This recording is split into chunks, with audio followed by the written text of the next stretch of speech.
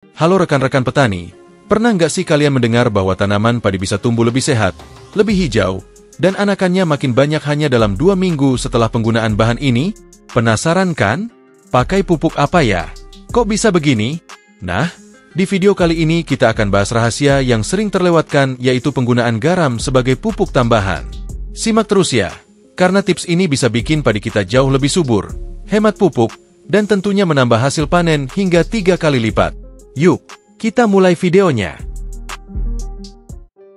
Ada pengumuman penting nih untuk rekan-rekan tani semua. Dalam rangka kami menuju 100.000 subscriber, kami akan bagi-bagi rezeki ke rekan-rekan tani, yaitu logam mulia seberat 0,25 gram untuk 1 orang pemenang, dan uang tunai masing-masing Rp100.000 untuk 2 orang pemenang. Nah, pengumuman pemenang akan saya umumkan setelah channel Giarta Production mencapai 100.000 subscriber ya. Jadi tunggu apa lagi? Langsung saja subscribe channel Giarta Production dan like video ini, serta bagikan juga video ini ke rekan-rekan tani yang lain agar mereka juga tahu pengumuman penting ini. Oke, mari kita lanjut ke pembahasannya. Assalamualaikum warahmatullahi wabarakatuh. Semoga rekan-rekan semua sehat dan dalam kondisi yang baik ya.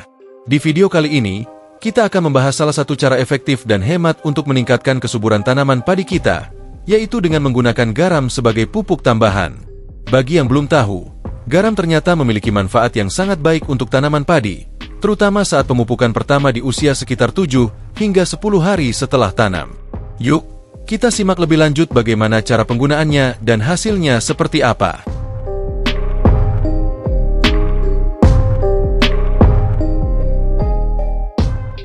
Pasti timbul sebuah pertanyaan, kenapa garam kok bisa digunakan sebagai pupuk?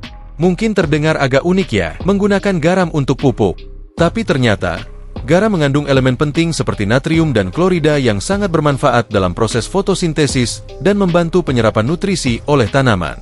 Dalam penggunaannya, garam bekerja sama dengan pupuk lain seperti Ponska atau SP36 untuk membantu tanaman menyerap nutrisi secara optimal.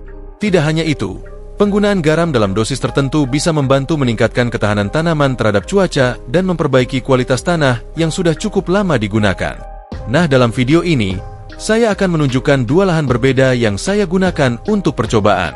Di lahan pertama, saya tambahkan garam bersamaan dengan pupuk Ponska dan SP36. Sementara di lahan kedua, saya hanya menggunakan pupuk tanpa tambahan garam. Pada usia 7 hingga 10 hari setelah tanam, saya lakukan pemupukan pertama. Saya tambahkan garam dengan takaran setengah dari jumlah pupuk. Jadi misalnya jika kita biasanya menggunakan 2 kg pupuk, maka cukup gunakan 1 kg pupuk dan ditambahkan 1 kg garam. Agar garam tidak merusak tanaman, pastikan untuk menggunakan garam non-iodium atau garam krosok ya. Lalu bagaimana sih cara aplikasi garam pada tanaman padi? Nah, untuk pemupukan pertama, kita bisa menyebarkan garam secara merata di lahan bersamaan dengan pupuk lainnya.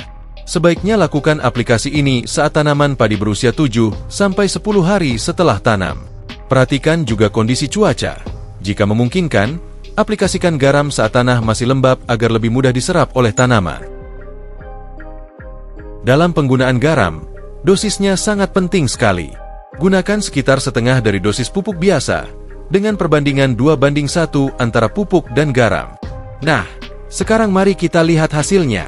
Setelah beberapa minggu, ada perbedaan yang cukup mencolok antara lahan yang ditambahkan garam dengan yang tidak. Pada lahan dengan garam, tanaman padi terlihat lebih tinggi, lebih hijau, dan lebih sehat. Daun-daunnya juga tampak lebih kuat dan berkilau. Jumlah anakannya pun jauh lebih banyak dan sehat dibandingkan dengan lahan tanpa garam. Ini menunjukkan bahwa garam ternyata efektif dalam merangsang pertumbuhan tunas baru. Nah, salah satu kelebihan yang terlihat adalah tanaman padi pada lahan dengan garam lebih sedikit terserang hama dan penyakit. Warna daun yang lebih hijau pekat menunjukkan tanaman dalam kondisi optimal. Penggunaan garam juga membantu meningkatkan kesuburan tanah, memperbaiki struktur tanah, dan bahkan membantu mempertahankan kelembaban tanah lebih lama. Ini sangat bermanfaat di musim kemarau atau saat kondisi cuaca tidak menentu. Dengan penambahan garam, kebutuhan pupuk kimia seperti urea bisa dikurangi hingga sekitar 40%. Ini tentu menguntungkan secara finansial, mengingat harga pupuk kimia yang semakin mahal dan kadang sulit diperoleh.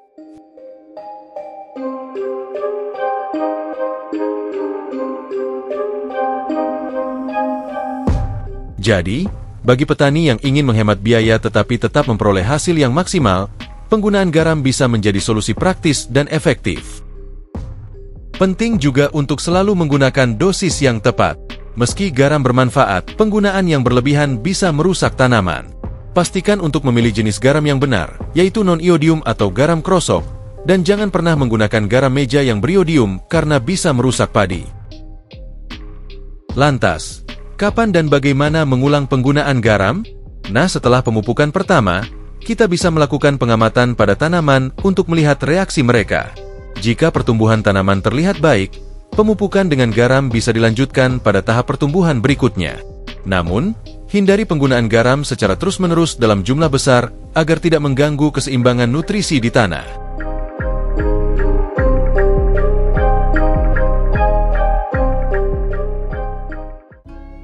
Jadi itulah penjelasan lengkap mengenai penggunaan garam sebagai pupuk tambahan pada tanaman padi. Dari hasil percobaan dan pengamatan di dua lahan yang berbeda, kita bisa melihat bahwa garam memang memberikan dampak positif yang signifikan pada pertumbuhan dan kesehatan tanaman padi kita. Tanaman menjadi lebih subur, anakannya lebih banyak, dan tentu saja, kita bisa menghemat pupuk kimia.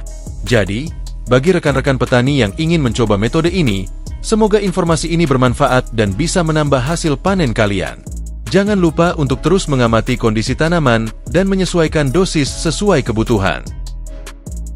Oke rekan tani, demikian video kita kali ini. Jika kalian merasa informasi ini bermanfaat, jangan lupa untuk like, subscribe, dan share video ini agar lebih banyak lagi rekan tani yang bisa mendapatkan manfaatnya. Saya Eko, sampai jumpa di video berikutnya, dan salam sukses untuk petani Indonesia.